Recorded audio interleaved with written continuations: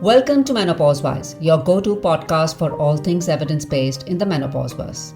I am Dr. Supreet Patel, an MD gynecologist, a menopause health advocate, a postmenopausal woman, and the founder of MenopauseWize. And I'm so excited to have you join us on this journey. Whether you're a healthcare provider looking to stay on top of the latest evidence-based practices, a woman navigating your own perimenopause or menopause journey, or a partner or family member eager to support a loved one, this series is designed with you in mind.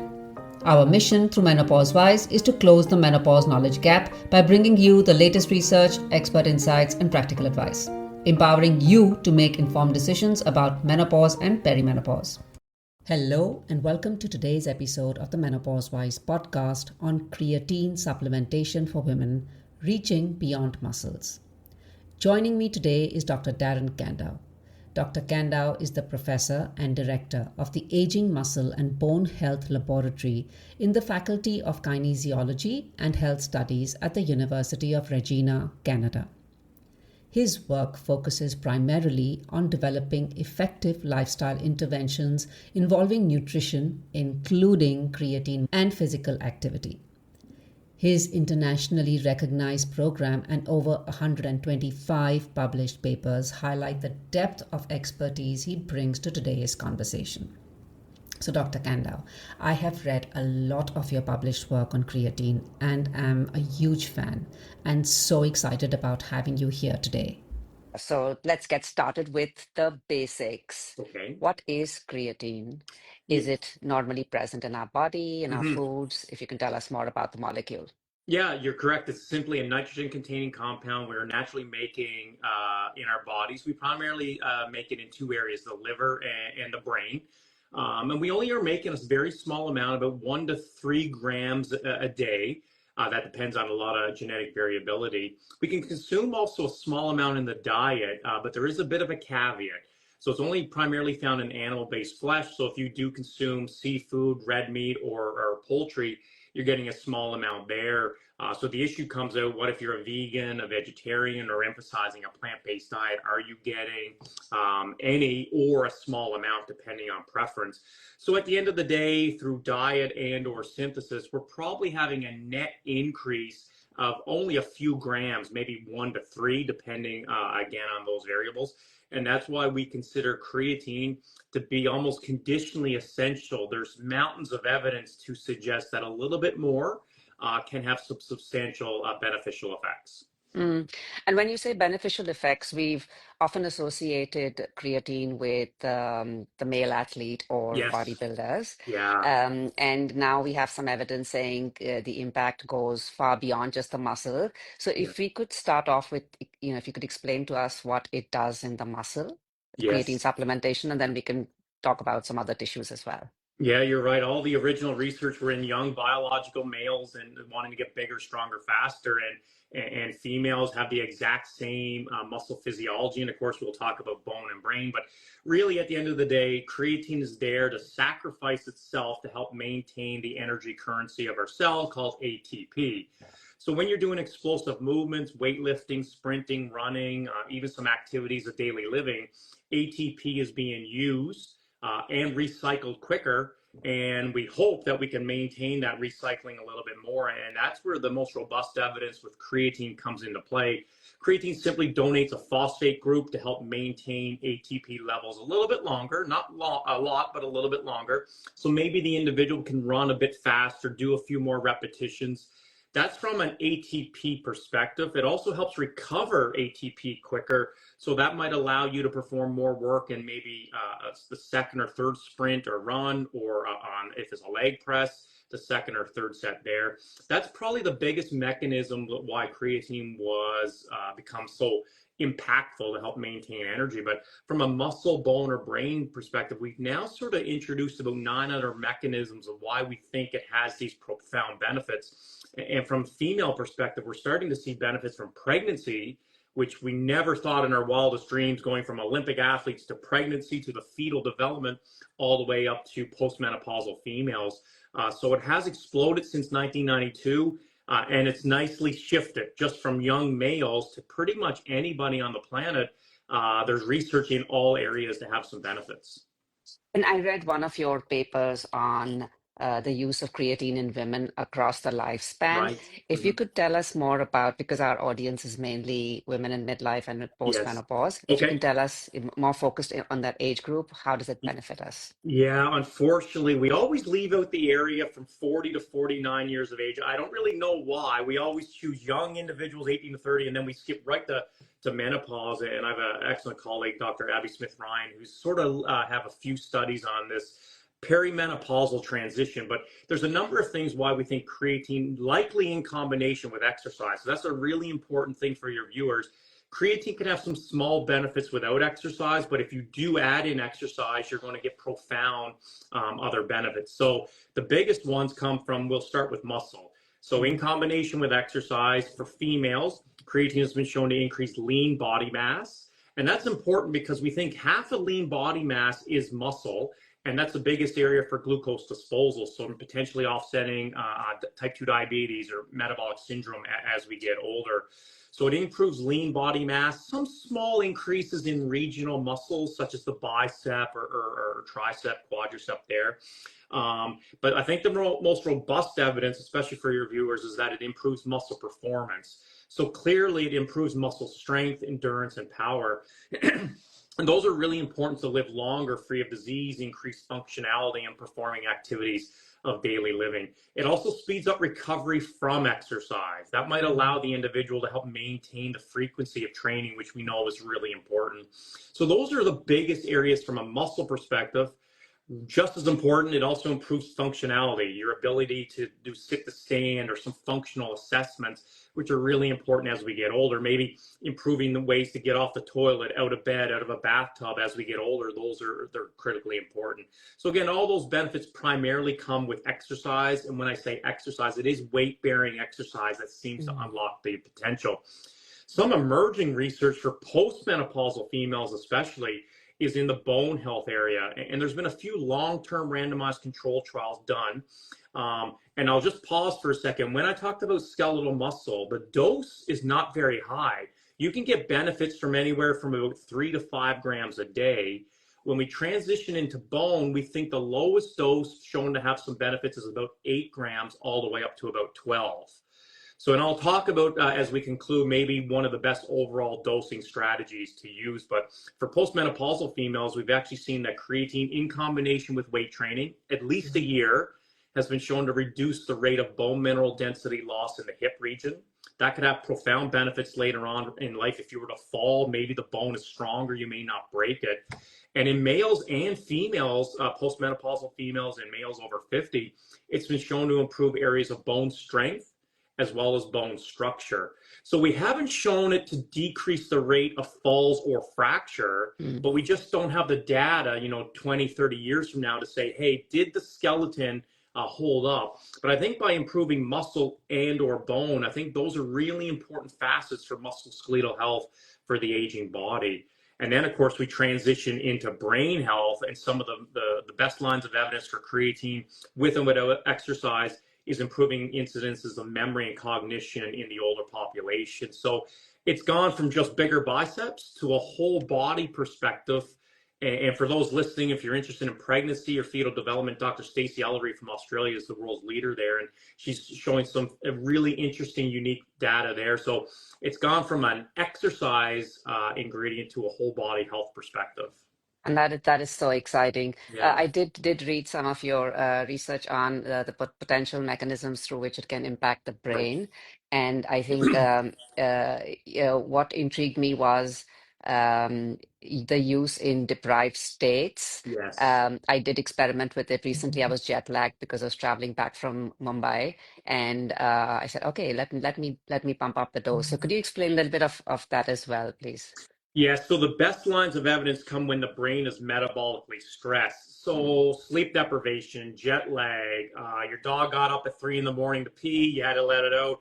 You're stressed with work, university students staying up all night. I think of ER doctors, long shifts, things like that. So the interesting thing here is when you look at the small body of research, when the brain is stressed, again, going back to when we first started the discussion, the brain makes its own creatine.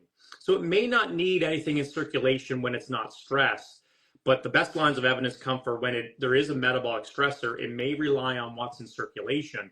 And so if the body can have more creatine there, it may get into the brain. It's a lot slower because the brain has the blood-brain barrier, but some of the mechanisms are very similar to muscle. When the brain is stressed, it uses creatine to help maintain ATP levels. And it also acts sort of like an anti-inflammatory. So this is interesting. There's a small organelle in all our cells. Most people have heard of it, at least all the way back to high school, called the mitochondria, crucially important for aging. And it seems that maybe creatine can help the mitochondria eat up reactive oxidative species or decrease oxidative stress, which likely makes sense. When you're really, really stressed, coffee can't come to the rescue enough. Creatine at a little bit higher dose than what we traditionally recommended has been shown to accumulate in the brain and then cause some of these benefits. So a few studies have come out on sleep deprivation, maintaining memory and cognition afterwards there. No studies done jet lag yet, but I think it have the very, very similar symptoms. You know, I'm in Canada. If I was to fly to Australia or Dubai, I would likely be jet lagged. And I've sort of increased my dose there, and I've noticed the symptoms have gone down from a fogginess and things like that. So I think if an individual has great sleep, great diet, exercising, they're likely not going to notice any cognitive effects. But I think when you get into those areas where the brain is begging for help, and that's an introduction to two areas I think that really give evidence to this. A great study just came out this year on Alzheimer's disease, you know, one of the most catastrophic diseases to the human history. And when they gave 20 grams of creatine a day for 8 weeks, so a very, very high dose, these individuals with diagnosed Alzheimer's had improvements in memory and cognition. And even at a lower dose, this is really interesting, 5 grams a day in those with clinical depression, in addition to their medication, it seemed to improve some of the symptoms there. So we're starting to see a small dose for longer periods of time in combination with medication, or a higher dose can have some effects.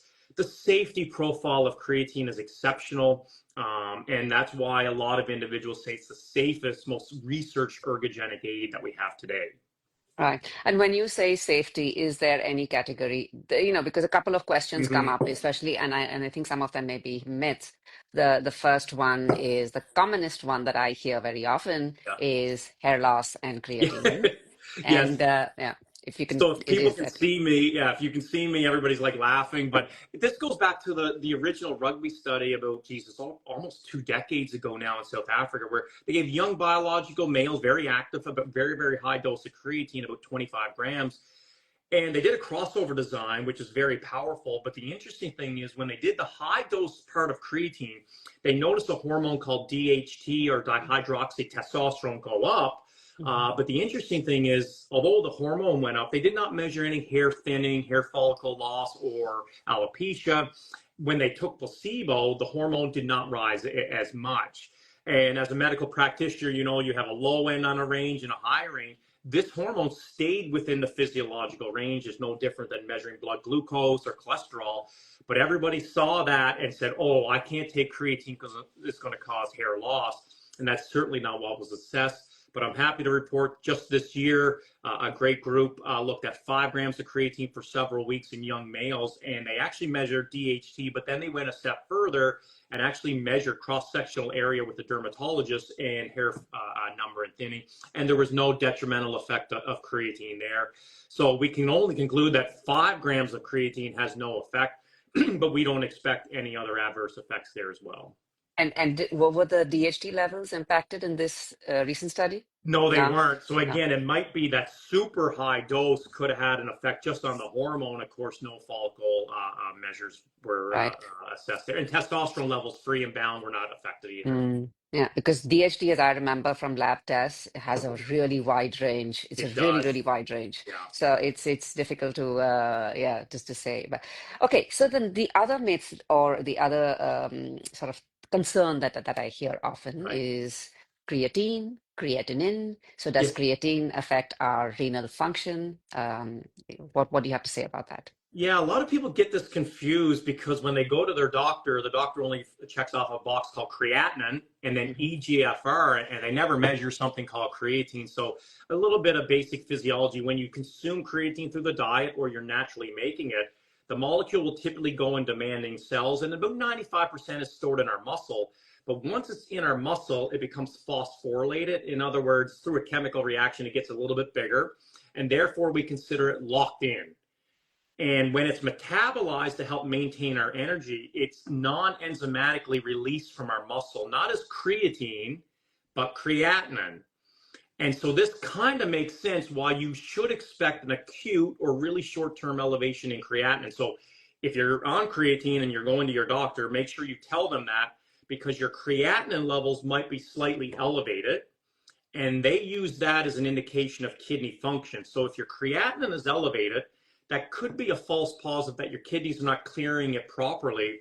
And I would say 99 out of 100 cases, this typically happens. Creatinine is elevated. The doctor says, oh God, you're in kidney failure.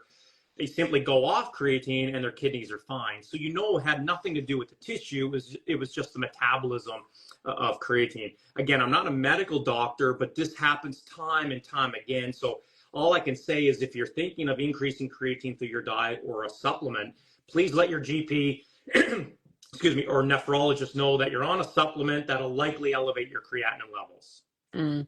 And so far, is there any group of individuals who should not be consuming creatine? Yeah, we're always cautious when it comes to anybody with pre-existing kidney or liver disease. There has been some individual or cases where creatine might have beneficials for people with chronic kidney disease, but we need to do long-term clinical trials. So just like anything, if you have a pre-existing condition, make sure you talk to your doctor, make sure creatine is right for you. We don't think it interferes with any medications, but again, a pathologist or a medical practitioner would have a bit more insight into that. If you've been struggling with vaginal dryness, discomfort, painful sex, or recurrent UTIs, or if you're a healthcare provider who wants to feel more confident about diagnosing and treating the genitourinary syndrome of menopause, check out our new courses at MenopauseWize.thinkific.com. For women, there's VaginaWize, with clear, simple lessons on how to choose the right lubricants and moisturizers, how to use vaginal estrogen effectively after discussing with your provider, what daily habits actually help, and even downloadable guides with trusted product recommendations for both India and North America. For providers, there's GSM-Wise, with evidence-based, guideline-driven strategies to diagnose, counsel, and treat GSM with confidence, including practical guidance on all treatment options from over-the-counter to prescription drugs. So visit MenopauseWize.thinkific.com to learn more, or look out for the link in the show notes. I'll see you there. Right.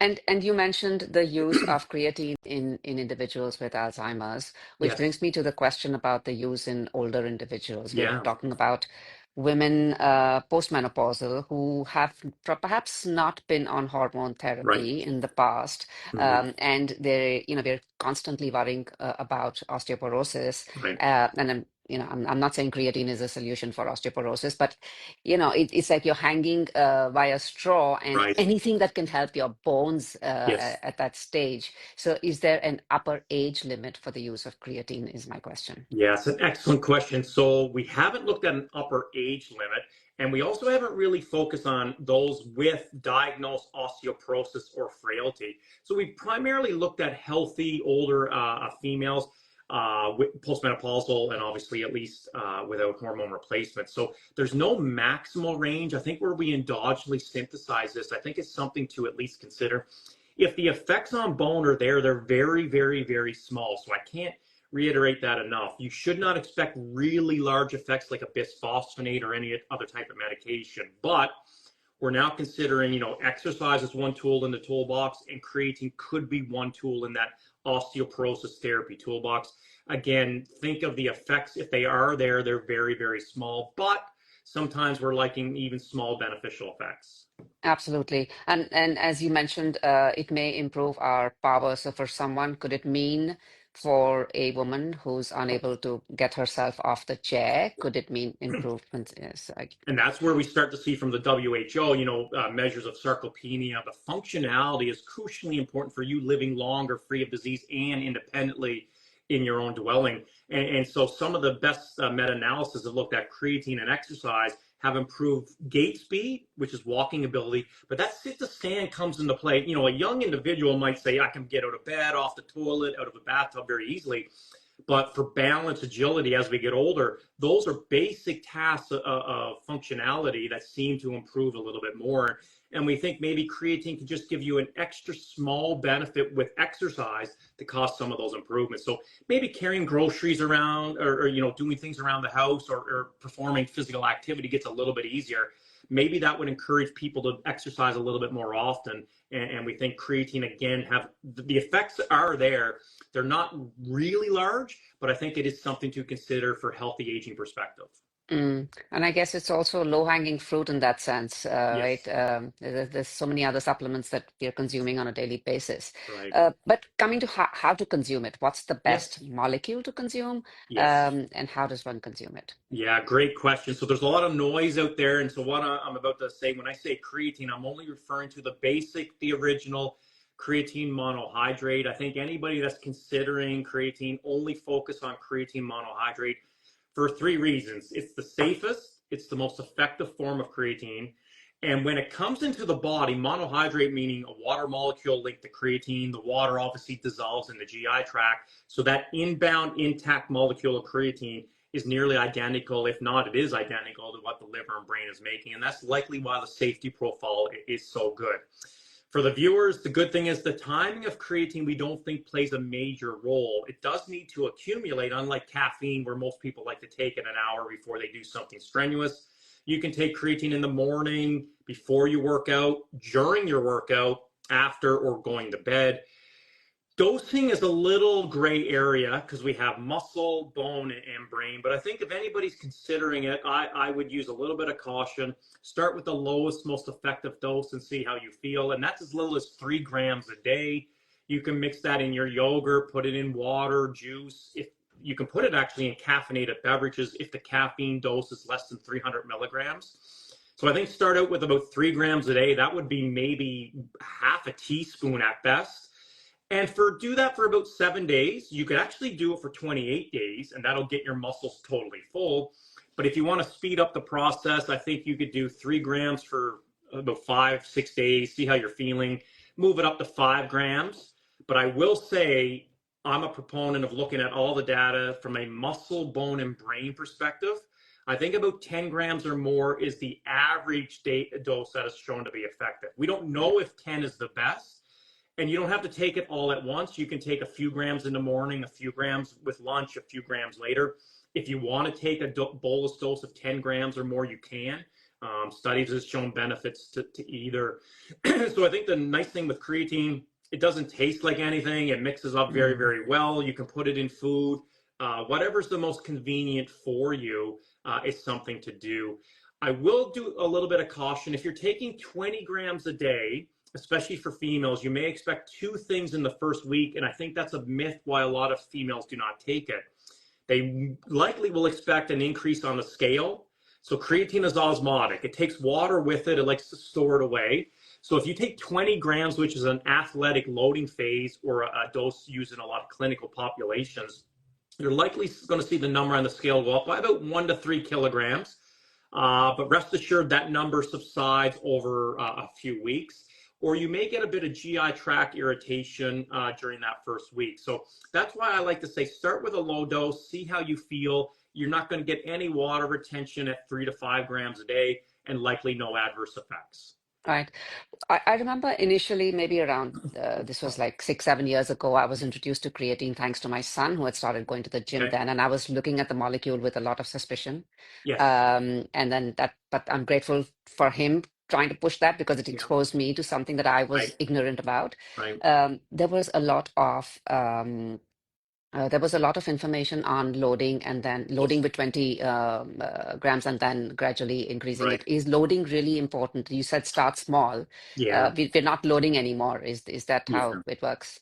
Yeah, you're right. I think there's only a few cases where the loading phase could be very attractive. So for the athlete, Mm. an elite athlete needing a really quick, rapid boost. So you can saturate or fill up your muscles in about 3 to 5 days on a loading phase, and then you reduce it down to about 2 to 5 grams a day thereafter for maintenance. So I think individuals that are looking for high performance, really quick burst. I also think there's application now for the loading phase or high dose for rehabilitation, where you really need to rehabilitate that body quicker. And of course, we've already talked about neurological conditions such as Alzheimer's. The average healthy individual free of disease or injury, I think you do not need the loading phase. You can take a smaller dose. It might take a little bit longer before you start to see rapid benefits. But again, it comes down to your average daily routine. Right. You mentioned less than 300 milligrams of caffeine. What Yes. happens beyond that? So we think there's some really good research out of the UK that when you take a higher dose of caffeine, so this is 5 milligrams per kilogram of your body weight. So if you're 70 kilograms, that's 350 milligrams of caffeine. And they never use coffee or tea. They use the pure powder. It seems to have an interference. So caffeine and creatine don't like each other regarding calcium, which is crucially important for muscle contraction. The dose of creatine likely also plays a role. A high dose of creatine might contribute to that interference. Most coffees, teas, beverages have way less than 350 Right. milligrams of caffeine. So if someone says, hey, Darren, I can put my creatine in my coffee, it dissolves well, I get it, I'm totally fine with that. But if you were to sip on it a very, very large caffeinated beverage all throughout the day at high temperatures, reheating it in the microwave a few times, you may not notice any effect a few weeks down the road, and it likely only has to do with a muscle relaxation or your ability to contract the muscle. We need to do a lot more research with that, but I'm very happy that we're starting the study looking at different dosages of coffee with caffeine on creatine, going from a small, medium, and large, to see is it the caffeine in the liquid that causes an interference effect, or is it a dosing effect? So hopefully we'll have those results published next year. Wow, looking forward to that. And Yes, I think a lot of the pre-workouts also contain both, they but do. they're usually not 300 milligrams. Correct. And the pre-workouts are very interesting because they have likely creatine and caffeine, but then they'll have beetroot juice, beta alanine, essential amino acids. So you throw Taurine. everything in there. It's like Yeah. mixing a cake, and you're not sure what's causing the effect except for these purported ingredients. Yeah. Or placebo. So, There you go. Absolutely. Yes. yeah. So, you mentioned putting it in your coffee. Does temperature impact bioavailability or It anything else? does, yeah. So Mm. high temperatures can actually increase solubility, so it can degrade the crystals a little bit more. Long-term high temperature would slightly create more creatine to creatinine, but most people will put it in their coffee and drink it immediately, and we're not seeing any detrimental effects there. We don't see any evidence, and this is likely why creatine is not in a stable caffeinated acidic beverage on the shelves, because long-term storage in a caffeinated solution has clearly been shown to be ineffective for maintaining creatine. It gets degraded to creatinine too quickly. But hopefully that would be a game changer if the company could come out with a ready to mix drink where they can make creatine stable in solution over the long period of time. It'd be so easy to take it in the car, drink it, things like that. So I'm very curious to see where technology goes in the next decade. Yeah. Mm. What about molecules like Creapure? Is there any advantage in Yeah. using it? Yeah, so Creapure from Germany, and there's only two areas of the world that manufacture creatine at a ready state, China and of course Germany. But Creapure from Germany has some of the highest purity and no contaminants in there. It's GRAS status, generally recognized safe by the FDA, and it's a very pure form of creatine monohydrate. At the end of the day, creatine is one form. It's very, very established. But as long as this has pure creatine monohydrate, that's what the individual should be looking for. Right, right. What about I think we've covered quite a few of the questions. Okay. In relation to exercise, you mentioned it doesn't matter. So it doesn't matter whether I take it pre-workout, post-workout. Does it matter in the initial stages when I'm sort of, my stores aren't um, saturated, Yeah. or does it just not matter ever? It doesn't, so that's an excellent question. It doesn't matter per se, but the landmark study in 1992 by Roger Harris clearly showed that when you add creatine in close proximity to exercise, you get an increased amount taken into the muscle. So if you were to ask me what's one of the best ways to get an accelerated amount of creatine into the muscle, I say exercise. Carbohydrates and protein will do that as well, but I think exercise is so foundational, and hopefully people are taking creatine in combination with exercise. The timing is irrelevant per se, but I always take half of my dose in close proximity to exercise for that reason. All right. That's a good tip. So it's basically so that creatine is taken up in the muscle. That's correct, yes. That's okay. Okay. All right. That's good to know. Um, What about, you mentioned gradually dosing ourselves, starting Mhm. small, then growing, Right. increasing it. What would be an optimum dose for a woman, say at 50, Yeah. looking at using creatine for her muscle, bone, and brain health in terms of, does my weight matter? So is it per Mm. kg body weight, or is there a single dose that fits all? Yeah, it's a great question. So, I'm really confident that 5 grams on a daily basis would be very beneficial for muscle. Bone, we don't know if that's enough, but again, the effects on bone are so small. And then the brain, there's been a few studies with 4 grams, but that was in individuals with long COVID. But if I flip the answer and now look at the biological process of aging, the decrease in estrogen during the menopausal transition, some of the catastrophic effects to bone, I think I would personally recommend 10 grams because that checks all the boxes from muscle, bone, and likely brain. And you may want to spread that dose up. You could take 5 grams in the morning, 5 grams later, 3 grams in the morning, whichever it is. 10 grams or more from a successful aging perspective. And there's a number of colleagues that have also purported this effect. From an adverse effects perspective, we're not seeing any detrimental effects there. And I think the risks need to be from an increase in weight, I don't think is going to be very, very high. At most, it might be 1 to 2 kilograms over several months, but hopefully that's muscle and or the Right. maintenance of bone. So for me, I take at least 10 grams a day, if not more, to check off all the boxes for those 3 big areas of health. Got it. Thank you. And there was this recent news about an overdose, Ben Griffin's Mm. overdose. How, what do you have to say about that? Yeah, it's interesting. So I think I was one of only 2 people to come up with a physiological explanation about some of his symptoms. So everybody responds differently. Most people would laugh at this. It's actually happened to me twice, and I'll explain what's happening with creatine on an empty stomach. So if you listen to him carefully, and a lot of people did not listen to it, he clearly stated that he took a big dose of creatine just before teeing off. And I'm an avid golfer, and you never eat a large meal within at least 2 hours before you go.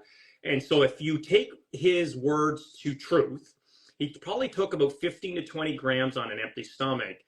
And what happens there is when you take it with no other nutrients delaying absorption, creatine is one of the biggest methanol group scavengers in the body. So by down regulating your natural creatine synthesis acutely with this high dose, it frees up all these methyl groups for neurotransmitters, adrenaline. And so it's happened to me twice. Again, I'm not saying I had the exact same symptoms, but I could see a very plausible explanation about what his symptoms were at the initial phases, and then it went away. Most people will laugh and shake their head at me, but all I'm saying is going back to the Walker's paper in 1979, the pathology and the physiology is clearly there. And I often hear a lot of people say they get a little jittery or anxious on a very, very high dose. And likely it's because there's no other nutrients in the system. So if you're thinking of a high dose, some people may experience no reactions with having some food products or other nutrients in the GI tract. Wow. Okay. Thanks for the explanation. Yes. Okay. So to wrap it up, if you can give us 3 messages for our audience, mainly women, Okay. midlife, what should they know about creatine? 3 tips to take away. Okay. First, for sure, is that creatine monohydrate is the only source that you should focus on. Secondly, if you take creatine in addition to exercise, you should experience or expect some small beneficial effects on muscle, bone, and of course, brain health. Mhm. And third, the timing is irrelevant. You have the luxury of taking it whenever you like. Wonderful. Thank you so much for today and Great. all your insights on creatine. I'm sure they're going to help a ton of women. So thank you Great. so much once again. And Great.